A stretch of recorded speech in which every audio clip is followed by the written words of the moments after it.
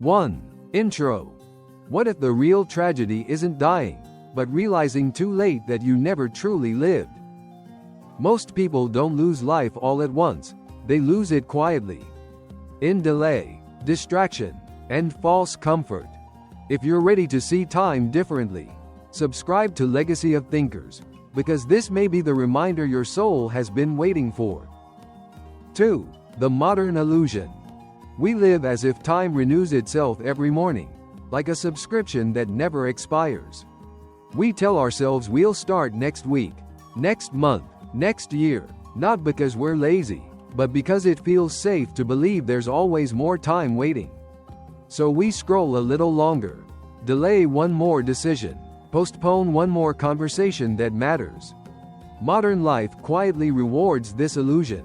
Notifications, endless feeds, and constant noise give us the feeling of movement without real progress.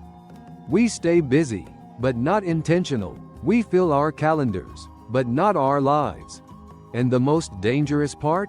It doesn't feel like we're losing anything at all. Think about the last 7 days. How many moments were chosen with clarity, and how many just happened by default? How often did you trade what matters for what's easy? It's subtle, almost invisible, but over time, these small trades become a life you never meant to live. The Stoics would say this isn't a problem of time, it's a problem of awareness. Because time isn't something we can save or store, it only exists as it's being spent. And yet, we treat it like something we can always get back later. That's the illusion. You don't notice it in a single day.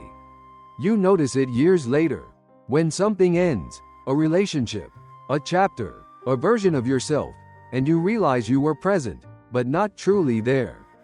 You were alive, but not fully living. And by then, the cost has already been paid. 3. The Stoic reframe. The Stoics did not use mortality to create fear. They used it to create clarity. To them, remembering death was not dark, dramatic, or hopeless. It was practical. It was a way of stripping life down to what actually matters. When a Stoic reflected on death, he was not saying, "Nothing matters." He was saying the opposite. Because life is limited. This moment matters more than I thought. That is the reframe. Death is not the reason to despair. It is the reason to stop living carelessly. This changes everything. It changes how you speak to the people you love. It changes how long you stay angry over something small. It changes how much energy you give to comparison, gossip, ego, and resentment. Once you remember that both your time and everyone else's time are fragile, pettiness starts to look expensive. The Stoics understood that most suffering is made worse by illusion, especially the illusion that life will wait for us to become ready.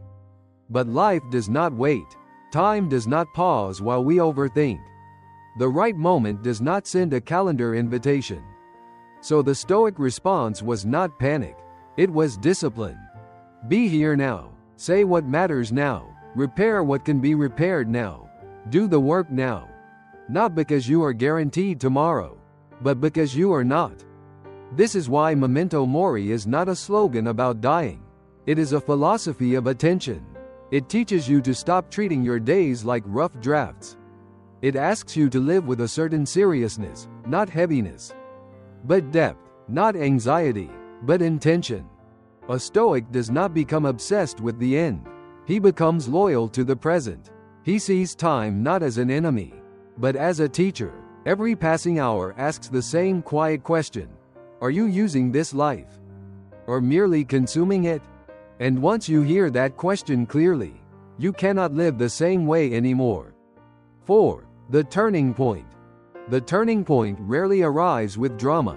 It does not always come as a hospital visit, a funeral, or a life-altering loss. More often, it comes quietly, in a pause between tasks, in the silence after a long day, in the strange moment when your life looks full from the outside, but feels distant from the inside. You suddenly realize you have been treating time like background scenery, something always there, something you barely notice, something you assume will continue. And then, for one honest second, that illusion breaks. You see how often you postponed what mattered, how many times you chose comfort over courage, distraction over attention, routine over presence. Not because you were a bad person, not because you didn't care, but because you moved through life assuming there would always be a better time later. That is the turning point, when later stops feeling safe. It is the moment you understand that your life is not waiting somewhere ahead of you. It is happening now, inside the ordinary moments you keep overlooking, in the conversations you rush, in the mornings you numb, in the people you love but fail to fully see, in the work you do without asking whether it still belongs to who you are becoming. And once that realization lands, your standards begin to change. You become less impressed by noise and more drawn to meaning. You stop glorifying busy schedules that leave your soul empty. You begin to notice how much of your stress came from living out of alignment, from saying yes when you meant no, from chasing what looks important instead of what is important. This is where awareness becomes action. You do not need to reinvent your entire life in one day. But you do start choosing differently. You speak more honestly. You delay less. You protect your attention. You stop handing your best energy to things that will not matter in a year. You begin living with a sharper sense of cost. Because now you understand. Every yes is a no to something else. Every distraction has a price. Every unlived day still counts. And that is when life stops feeling automatic and starts feeling real. 5. Real life mirror. Take a moment and look at your last 7 days, not the highlights. Not what you planned, but what actually happened. Where did your time really go? Not in theory, but in reality. Because the truth is not hidden in your intentions. It's revealed in your patterns. How many hours were spent on things you don't even remember clearly? How many conversations were half-lived because your mind was somewhere else? How many times did you say, "I'll do it later," without questioning if later would ever come in the way you expect? This is not about guilt. It's about seeing clearly. Most people assume they value growth, connection, meaning, but their days tell a different story. Their time flows toward comfort, distraction, and routine. Not because they chose it consciously, but because they never stopped to notice it happening. Your life is not built by big decisions alone. It is shaped by small, repeated moments. The way you start your morning, the way you respond when something feels uncomfortable, the way you spend the hour when no one is watching. These quiet choices are writing your future, one day at a time. Now ask yourself something simple, but uncomfortable. If the next 5 years looked exactly like your last 7 days, would you be proud of where you end up? If the answer is no, then this is your mirror. Not to judge you, not to shame you, but to show you the gap between the life you say you want and the life you are actually building. Because awareness without honesty is useless, and honesty begins when you stop editing the story you tell yourself. You don't need more motivation. You need a clearer reflection. And sometimes, the most powerful shift begins when you finally stop asking, "What do I want my life to be?" and start asking, "What is my life becoming?" based on what I do every day. 6. Stoic framework. The Stoic response to time was never vague inspiration. It was practice, clear, repeatable, disciplined practice, not because the Stoics believed life could be controlled, but because they knew attention could be trained. The first step is simple. Name what matters. Most people lose their days before noon because they never decided what the day was for. They wake up reactive. They check, respond, scroll, absorb, and drift. A Stoic would begin differently. Before the world enters your mind, ask one question. What is essential today? Not what is urgent, not what is loud, what is essential. The second step is to remember the cost of distraction. Every time you give your attention away carelessly, you are not just losing a moment, you are shaping a habit. And habits become identity. This is why the Stoics treated attention like a moral resource. What you repeatedly focus on becomes the architecture of your inner life. The third step is to practice negative visualization. Imagine that this day will not return. Imagine a conversation ending sooner than expected. Imagine an ordinary moment becoming the last ordinary moment you ever get with someone. This is not meant to make you fearful. It is meant to wake you up. Gratitude becomes sharper when permanence disappears.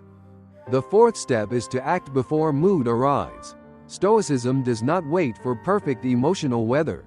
If something matters, do it while the mind resists.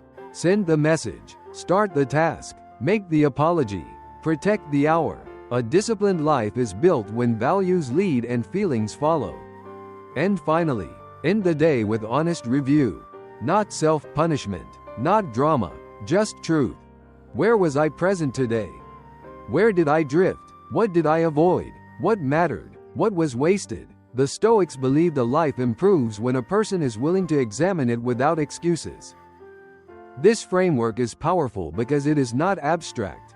It moves from awareness to choice, from choice to action, from action to character, and over time, character becomes destiny. You do not need a different life overnight. You need a better relationship with the 1 hour in front of you. That is where the Stoic path begins. 7. Identity shift, ending.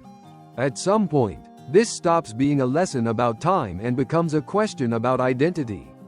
Because the deepest change is not when you simply manage your hours better. It is when you stop seeing yourself as someone who is endlessly postponing life. You begin to shift from passive to deliberate, from distracted to aware, from "I still have time" to "I want to use this day well." And that change is more powerful than motivation, because it alters the way you meet ordinary moments.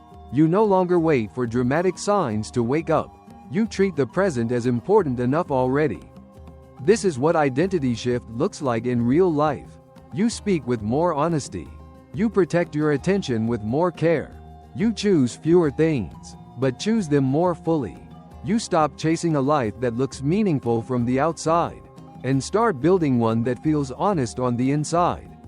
The Stoic reminder was never meant to make you fearful. It was meant to make you faithful. Faithful to what matters. Faithful to your values. Faithful to the limited but beautiful time you've been given. And maybe that is the real transformation. Not becoming perfect, but becoming present. Not controlling everything, but finally refusing to live unconsciously. If this reflection resonated with you, comment below with one thing you'll stop postponing, and subscribe to Legacy of Thinkers. Continue the practice tomorrow.